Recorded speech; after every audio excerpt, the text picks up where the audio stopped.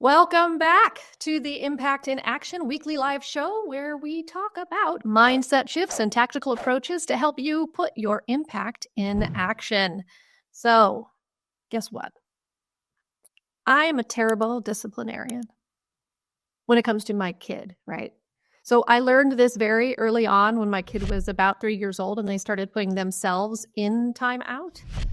They would go do the thing that they knew they were not supposed to do, and then they would walk up to me, stare me in my face, and walk over to the bottom step, was like the timeout spot, and they'd put their butt down, and they'd say, "I'm in timeout."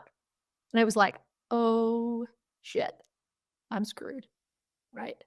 For whatever reason, I was never any good at setting boundaries, and I knew at that point in time, that I was never going to get any better because my kid was smarter than me. So rules in general are not my favorite thing. I don't like them. When people try to get me to follow them, I have an immediate distrust of those folks. I'm always asking, okay, well, why does this rule exist?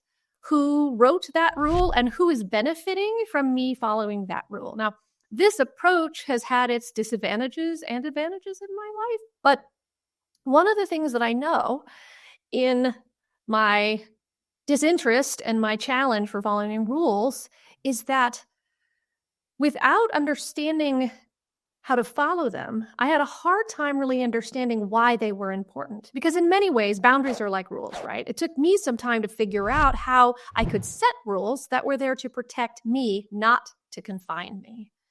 So my name is Maryann Lombardi. I am the founder and CEO of Maryann Lombardi Coaching, and I help women and non-binary entrepreneurs take bold action to build a profitable business that aligns with the life that they want to live. And this week, we are digging into how to set boundaries that stick. Your boundaries are the things that communicate to other people what your values are, your priorities, and how, very importantly, you want to be treated. And often they can be hard to set and enforce because we aren't committed to, or maybe we don't know what our values and our priorities are, or how we wanted to be treated in the first place. So let's dig into the 3 steps for creating boundaries that stick. So number 1 is all about reflection, right? A boundary is a line that clearly identifies to other people a limit of an area, right?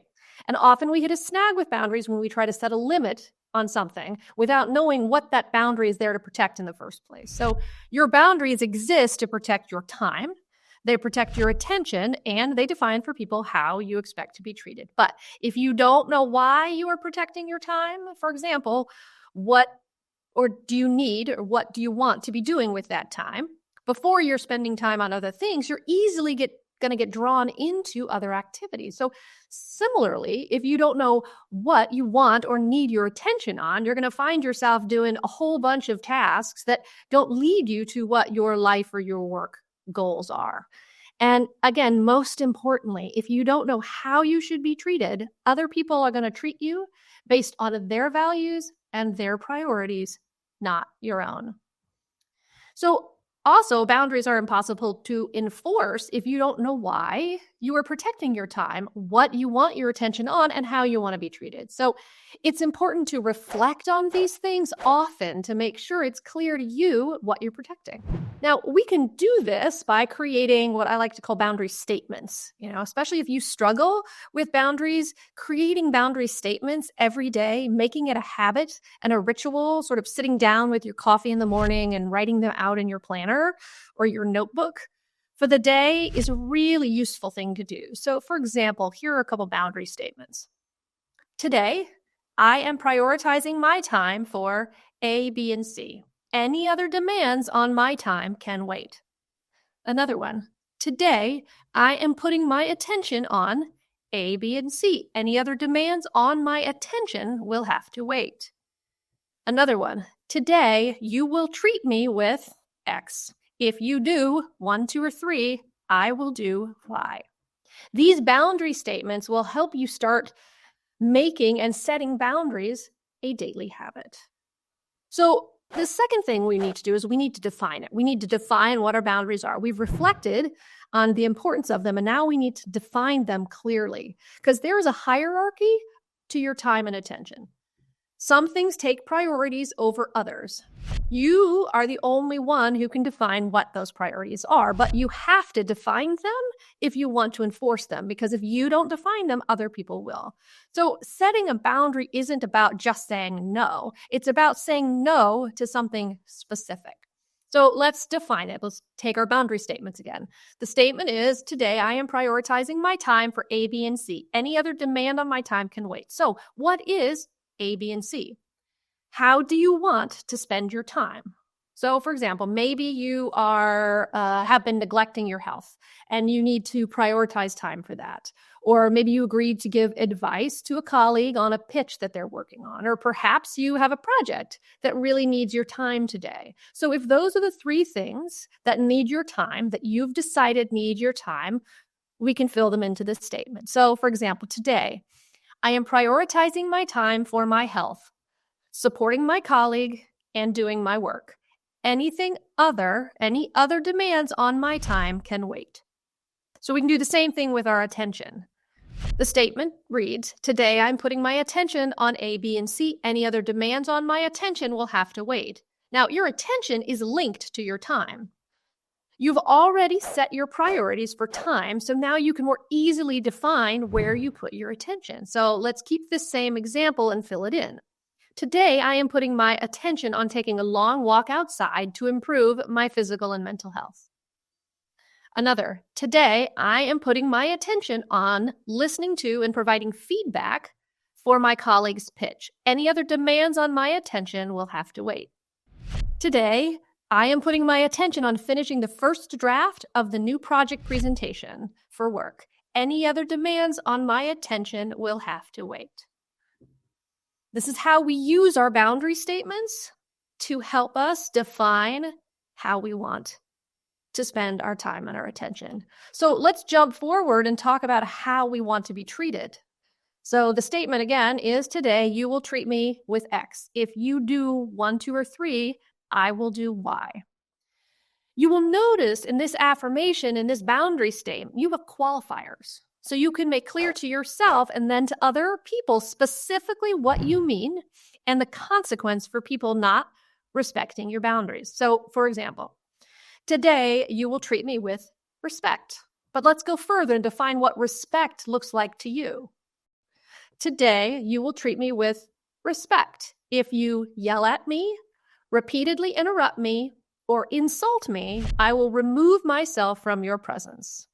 So this brings us up to the third step in setting boundaries that stick, planning ahead. By thinking about it beforehand, it allows you the opportunity to practice it. This is super important, especially when it comes to how you expect to be treated. So your affirmation, your boundary statement lets you choose how you want to be treated, what it looks like when you are not treated that way, and what actions you're going to take if that boundary is crossed. So we can all want to be respected, but what that respect looks like and feels like to each of us can be different. So thinking and defining that ahead of time is super helpful at getting to know yourself and then helping you define and enforce that boundary. It is also valid to think about what actions you have access to when enforcing that boundary. This is really important, right? So your options are going to be different depending who you are, what you do, where you live, your circumstances. But it's important to know what those options are when your boundary is crossed. So if we go back to this example, today you will treat me with respect. If you yell at me, repeatedly interrupt me, or insult me, I will remove myself from your presence. So now, not everyone would be able to remove themselves from the presence of this person. Someone else might be able to report them to HR if it's a work thing. Someone else might have to make a different choice, shut the phone off or stop texting somebody or blocking them or something like that. But thinking about it beforehand lets you practice your option, which makes it much easier to enforce when it comes up. Because practicing it, you have all of the power, right, in practicing it. But when you're in front of somebody else, there's all sorts of other stuff that comes up. So having the opportunity to practice it is key. So the same is true for your attention, right? Today, I am putting my attention on taking a long walk outside to improve my physical and mental health. I am also listening to and providing feedback for my colleague's pitch. I am also finishing the first draft of my new project presentation, and any other demands on my attention will have to wait. So what actions will you take to protect this boundary? Maybe it is about turning off the notifications on your phone. Maybe it's about finding a private space to work on that project, or working on your colleague's pitch. Whatever it is, coming up with how you are going to do it is just as important as defining it. So planning ahead is key. So let's recap these 3 steps to setting boundaries that are sticky, that are going to stick. The first is reflecting on it. Think about the things that are important to you so that you know what you're protecting in the first place. The second is defining it. Use those boundary statements and to state clearly how you are prioritizing your time and attention and how you expect to be treated. Make it clear and then plan for it. Practice what it looks like when you enforce those boundaries, what you will do and what you will say. These 3 things will help you create boundaries that are going to be sticky. So try it out, right? And let me know how it goes. What about this is easy? What about it is more difficult? I would love to hear about that. Where do you struggle with when it comes to the boundaries? Is it the first part? Is it the second part? Is it the third part? Let me know. We can continue the conversation in my Facebook group. It's at facebook.com/group/impact in action group. And let's keep the conversation going. So thank you for spending your time with me, and I'll see you next time. Bye.